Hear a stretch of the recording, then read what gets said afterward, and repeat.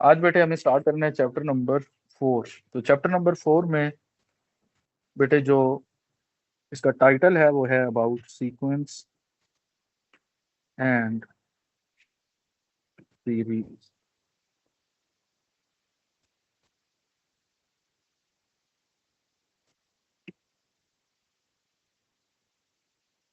इस चैप्टर के अंदर बेटे हम सबसे पहले तो पढ़ेंगे डिफरेंट टाइप के सीक्वेंस, ठीक है। और फिर उसके बाद हम मूव ऑन करेंगे, जो भी सीक्वेंस पढ़ेंगे उससे रेलेवेंट सीरीज को भी डिस्कस करेंगे। तो बेटे सबसे पहले तो हम डिस्कस करते हैं सीक्वेंस क्या है।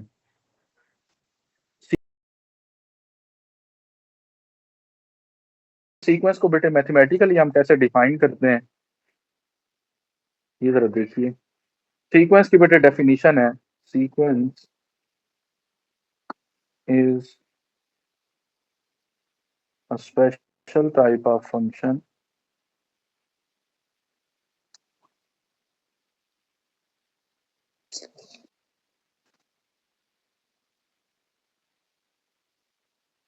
whose domain is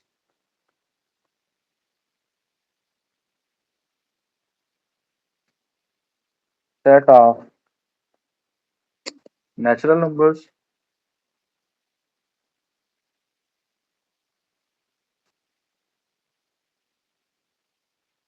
and its range can be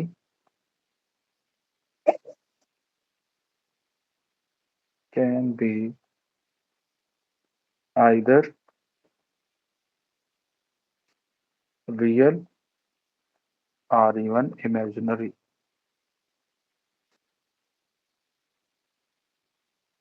imaginary को बेटे प्रॉपर वर्ड है कॉम्प्लेक्स नंबर, ऐसे लिखने, रियल और इवन कॉम्प्लेक्स नंबर,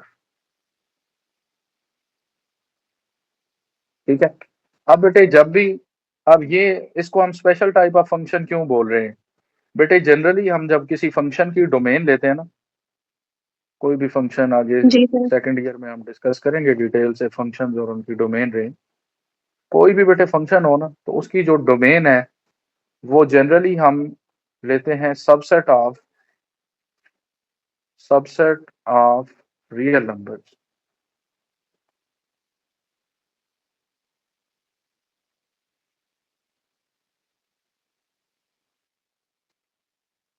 तो बेटे यहाँ पे मैंने लिखा है sequence is special type of function. तो ये इसीलिए बेटे लिखा है कि यहाँ पे जो सीक्वेंस है हम इसको ऐसा फंक्शन ले रहे हैं जिसकी domain set of natural numbers है एन।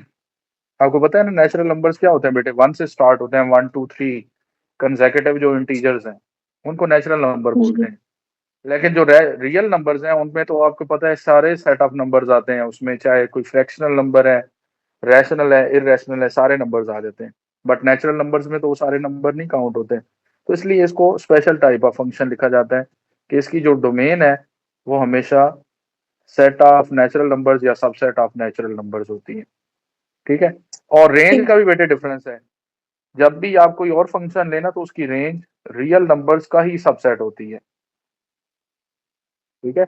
लेकिन सीक्वेंस ऐसा फंक्शन है जिसकी रेंज क्या हो सकती है, इमेजिनरी नंबर की फॉर्म में भी हो सकती है, ठीक है। तो मैं यहाँ पे मैंने लिखा है it's range can be even real और कॉम्प्लेक्स, ठीक है। तो ये अपने इसको बाय वर्ड इसकी डेफिनेशन भी बेटे याद रखनी है। अब बेटे सीक्वेंसेस मल्टीपल टाइप्स के हो सकते हैं। अगर हम इसकी एग्जांपल्स लिखें तो एग्जांपल के तौर पे बेटे 1 4 10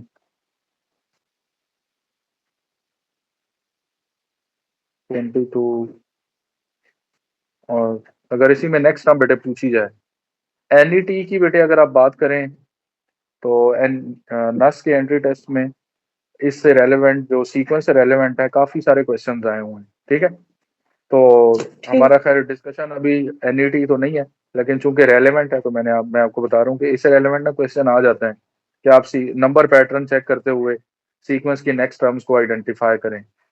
तो आपने बेटे चेक करना है कि पैटर्न बनता क्या है और उसके बाद आप टर्म लिख लेंगे। देखें जरा 1 से 4 कैसे बनेगा बेटे, 3 ऐड करके, 3। 4 से 10 कैसे 6 बनेगा? 6 12 फिर 12। अब ये जो सॉरी 12 आएगा इधर। 12 तो बेटे इसमें आप देखिए नंबर पैटर्न जो बन रहा है वो क्या है? ये जो नंबर्स ऐड हो रहे हैं इटसेल्फ इनको 2 से जी मल्टीप्लाई करके आगे नंबर में ऐड किए जा रहे हैं। तो बेटे 2 से मल्टीप्लाई करें 12 को 2 से तो 24 24।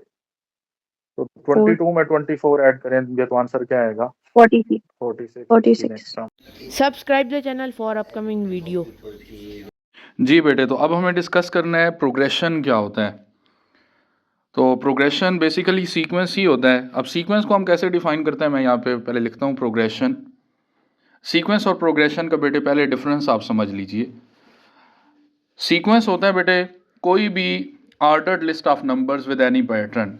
ठीक है, उसमें कोई पैटर्न स्पेसिफाई नहीं होता कि स्पेसिफिकली आप किसी भी एक पैटर्न से बनाएं, मल्टीपल पैटर्न्स अप्लाई हो सकते हैं।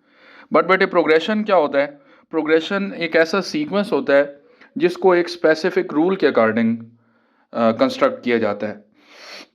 वेदर आप कोई एक टर्म ऐड करके सारी टर्म्स बना रहे हो सीक्वेंस की, या मल्टीप्लाई करके बना रहे हो। ऐड करके बनाएंगे तो अरिथमेटिक प्रोग्रेशन बनेगा, मल्टीप्लाई करके बनाएंगे तो जियोमेट्रिक प्रोग्रेशन बनेगा। ठीक है, तो प्रोग्रेशन बेसिकली सीक्वेंस ही होगा but with some specific rule होगा। तो हर सीक्वेंस बेटे हर सीक्वेंस प्रोग्रेशन नहीं होता, बट हर प्रोग्रेशन इटसेल्फ एक सीक्वेंस है। मैं एक लिख रहा हूँ यहाँ पे सीक्वेंस बेटे 1 4 7 10 13। अगर आप इसमें टर्म्स देखें 1 से 4 कैसे बन रहे हैं बेटे, 3 ऐड करके, फिर 3 ऐड करते जाएं आप तो टर्म्स बनती जाएंगी। तो ये बेटे कॉमन डिफरेंस के साथ जो सीक्वेंस बन रहा है ये एक प्रोग्रेशन होगा, और इसको हम कहते हैं अरिथमेटिक प्रोग्रेशन। इसकी डेफिनेशन मैं प्रॉपर भी नीचे लिखता हूँ। इसी तरह बेटे अगर आप रेशो कॉमन ले लें, लाइक आपके पास नंबर्स आ जाए 1 2 4 8 16 अप टू सो ऑन, तो उसमें रेशो कॉमन हो जाएगी तो सीक्वेंस क्या बन जाएगा? Geometric progression. बट बेटे ये आप देखें 1 4 7 10, ये जितनी भी टर्म्स बन रही हैं इसके अंदर, ये सारी टर्म्स बनती हैं एक ही टर्म की एडिशन से। तो इसी तरह जब मल्टीप्लाई करेंगे तो मल्टीप्लिकेशन वाली जो टर्म्स हैं या जो जीओपी की टर्म्स हैं वो सारी एक ही रेशो से या एक ही नंबर से मल्टीप्लाई करने से बन रही। जी बेटे, अब हम स्टार्ट करते हैं एक्सरसाइज 4.1। पहला क्वेश्चन मैंने लिखा है A N is equal to 3n+1। ये जनरलाइज टर्म है बेटे। ये जब ए जो नोटेशन है ना, ये होती है जी टर्म के लिए, तो ये बेटे जनरल टर्म है इसकी। ठीक है सीक्वेंस की जनरल टर्म बेटे दी हुई है और हमें फाइंड करनी है फर्स्ट 4 टर्म्स। तो बेटे फर्स्ट टर्म के लिए ना इधर A1 लिखा जाता है, सेकंड के लिए A2, थर्ड के लिए A3 और फोर्थ के लिए A4। तो बेटे n को रिप्लेस करते जाएं, टर्म्स बनती जाएंगी। 1 से रिप्लेस कीजिए, 3 into 1 4 plus 1 4, 3 into 2 plus 1 7 7, 3 into 3 plus 1 10 10, 13 3 into 4 plus 1 13। ठीक है, अब बेटे मैं आपको अगर इसकी एक और एग्जांपल दूं, तो ये क्वेश्चन आया हुआ था प्रयास के टेस्ट में।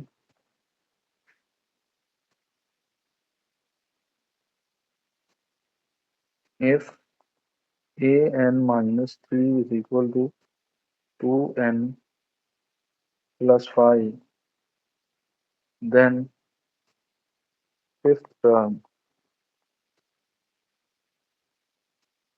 is, ऑप्शन बेटे दिए हुए थे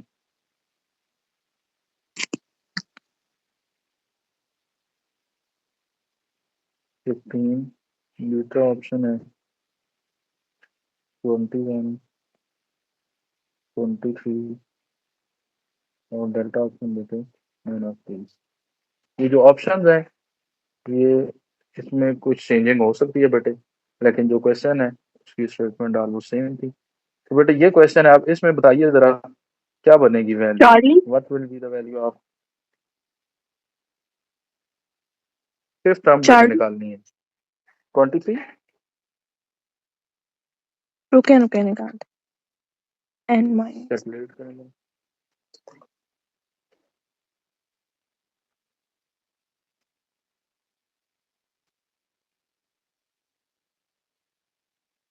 सर इसमें a फाइंड आउट करना है। A5 ये देखिए ना, इसमें जो वैल्यू मैंने पूछी है वो है 5th term.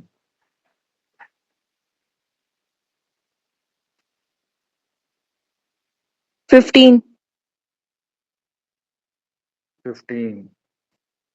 Most of the students यही मिस्टेक करते हैं, और बेटे एंट्री टेस्ट के अंदर यही आई कैचिंग ऑप्शन दिया होता है। इंशाल्लाह मैं संडे को लूंगा लेक्चर, तो आपको फिर बताएंगे प्रॉपर कि किस तरह से क्वेश्चन पूछे जाते हैं। कम्प्लेक्स नंबर्स आपने पढ़े हैं तो मैं डिस्कस करूंगा, और entry test is something else then FSC. बहुत डिफरेंस आ जाता है उसमें ना, कैलकुलेशंस में शॉर्ट वेज हम अप्लाई करते हैं। बेटे ये ना आई कैचिंग ऑप्शन आपको दिया होता है अक्सर एमसीक्यूज के अंदर। अब आपने चेक करना होता है, पहले तो स्टेटमेंट समझनी है कि पूछा क्या है, ठीक है। उसके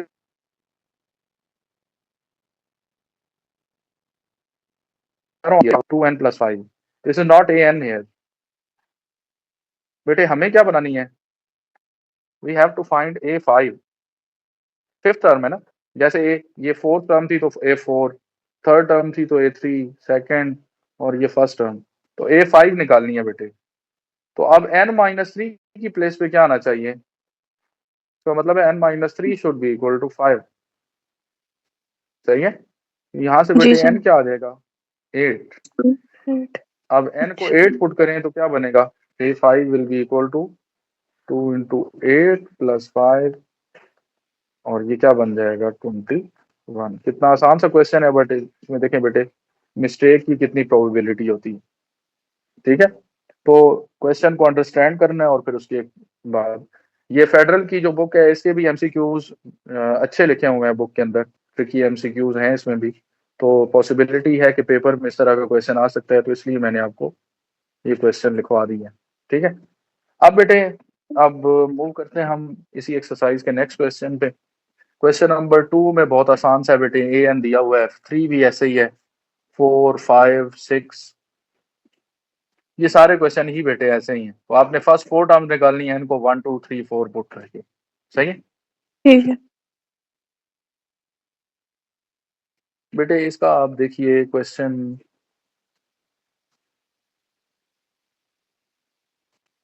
नंबर 10 बेटे मैं करवा रहा हूँ।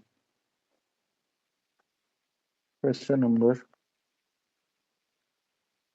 10 क्या लिखी है बेटे वैल्यू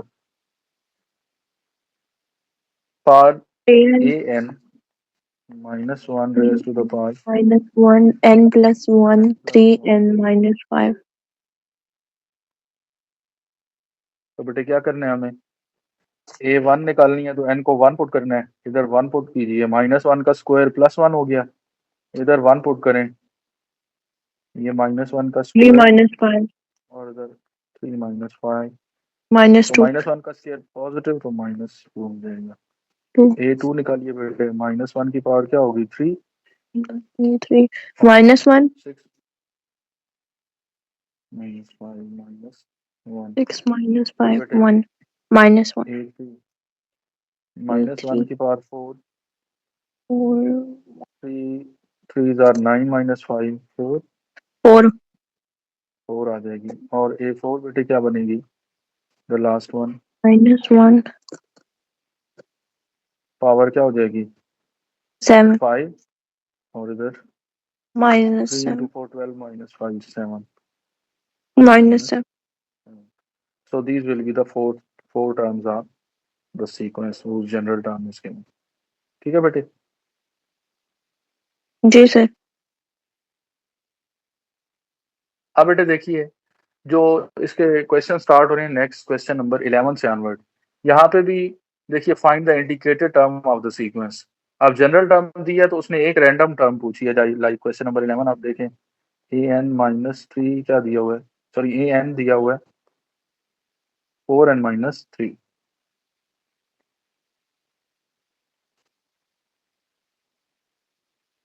अब बेटे हमें फाइंड करनी है यहाँ पे कौन सी टर्म है, A8। तो A8 बेटे फाइंड करने के लिए n को क्या पुट कर देंगे 8 8, 4 into 8 -3, the answer is 29 20.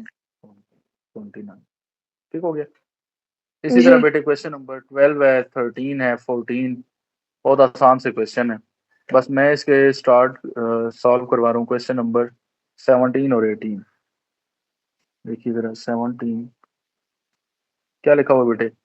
A N is equal to log of 10 की पावर n, यही लिखा हुआ ना बेटे। और वो कह रहे कि सर फाइंड पार्ट 17 तो A43। नहीं है ना? हम्म तो A43 बेटे फाइंड करनी है। अब बेटे n को 43 पुट करना पड़ेगा। जी। तो लॉग ऑफ 10 की पावर क्या होगी? 40 43। 43 अब होगा। बेटे लॉग की प्रॉपर्टी होती है एक, कि जो फंक्शन का एक्सपोनेंट होता है लॉग में, अगर कोई वैल्यू दी हुई है तो उसका कोई एक्सपोनेंट आए तो वो हम कोएफिशिएंट मल्टीप्लाई बना सकते होगी। हैं। तो 43 लॉग 10 लिख 1 लेंगे। log 1 हाँ, लॉग 10 क्या हो जाएगा बेटे? अब बेटे 1 अगर लॉग के नीचे बेस नहीं लिखी हुई ना, ये बड़ा इंपॉर्टेंट पॉइंट है, इसको याद रखिए। जब बेस नहीं लिखी हुई ना तो उसका मतलब है बेस क्या है उसकी? 10 है। 10 किस लॉग की बेस होती है? कॉमन लॉग की। ठीक है सही है। तो बेटे जी। लॉग ऑफ 10 विद बेस 10 ये 1 हो जाएगा। This will be 1। तो आंसर क्या आ जाएगा? 43। 3 ठीक है। इसी तरह बेटे एक और क्वेश्चन दिया हुआ है नेचुरल लॉग की बेस में। अगर आप देखें इसका नेक्स्ट क्वेश्चन,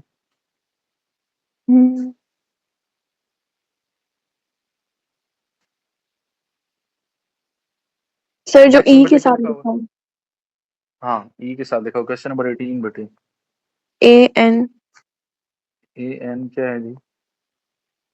नेचुरल ये लॉग बेटे ई की नेचुरल लॉग ई की पावर एन। एन तो यहाँ पे कौन सी टर्म 67 फाइंड करनी? ए 67। 67 तो ई की पावर 67 हो गई। अब जी। बेटे नेचुरल लॉग क्या होता है? नेचुरल वो लॉग होता है जिसमें बेस ऑफ द लॉग ई होती है। ई एक बेटे इरेशनल नंबर है जिसकी वैल्यू होती है 2.7182। इसको हम लिखते हैं this is base of natural log. जैसे कॉमन लॉ की बेस 10 है ना, तो बेटे नेचुरल लॉ की बेस क्या होती है? ये नंबर ई होता है। तो बेटे A67 निकालेंगे तो 67 फिर लॉग की वजह से ये कोफिशिएंट बन जाएगा, नेचुरल लॉग ऑफ ई आएगा। अब नेचुरल लॉग ऑफ ई को बेटे कैसे लिखेंगे? नेचुरल लॉग है ना, तो इसकी नोटेशन ये होती है लॉग विद बेस ई। तो ऊपर भी ई, जब बेटे ऊपर नीचे नंबर सेम होता है लॉग के अंदर तो इसका आंसर 1 हो जाएगा। 67 67 टाइम्स 1 67 आंसर। ठीक है बेटे, इस जी। तरह से सॉल्व कर देना आपने। अब इसके जो नेक्स्ट क्वेश्चन है आप देखिए, वो कह रहा है प्रीडिक्ट द जनरल टर्म और nth term of the sequence. अब बेटे सीक्वेंस दिया हुआ है हमें और जनरल टर्म हमें खुद फाइंड करनी है। क्वेश्चन नंबर 19 है लाई 19 को आप देखिए। टर्म्स लिखे हुए बेटे 1 3 5 7 9 अप टू सो।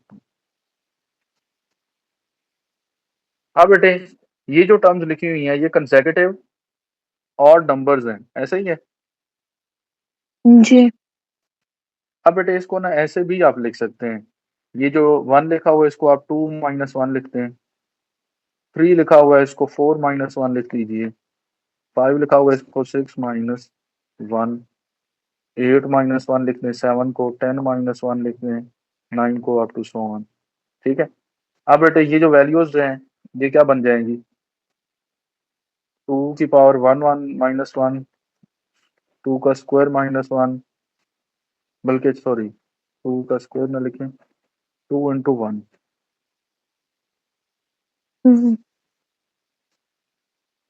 ये बेटे 2 इंटू 2 -1, 2 इंटू 3, ये बेटे मल्टीपल्स आ रहे हैं।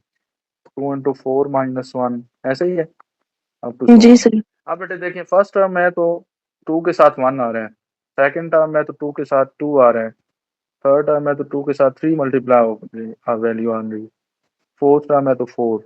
जब nth टर्म लेंगे तो क्या आएगा? 2n n और -1।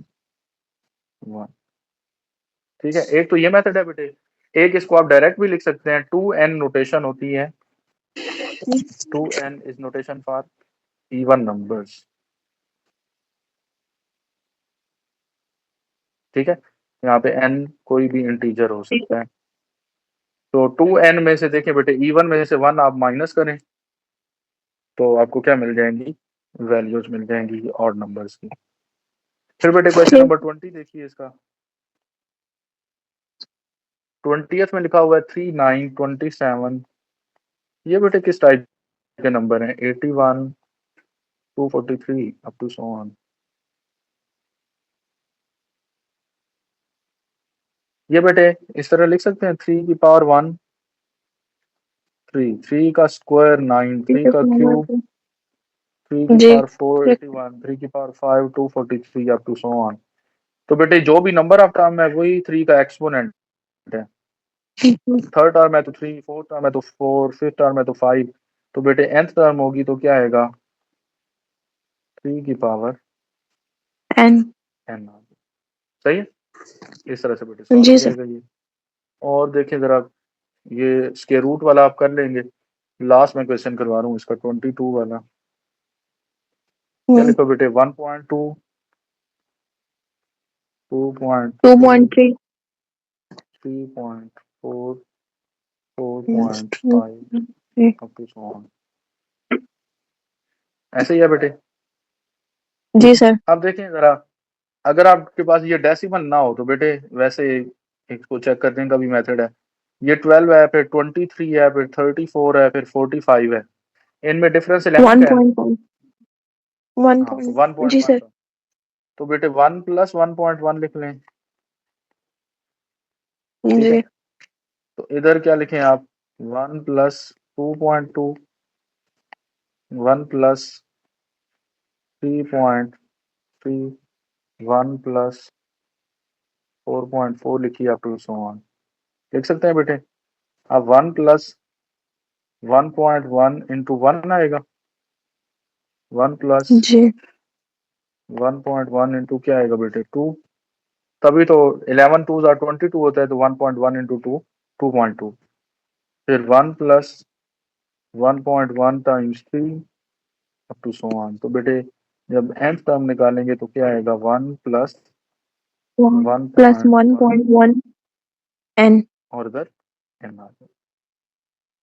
ठीक है, दैट जी will sir. Give us the value of general term of the given sequence. ठीक है।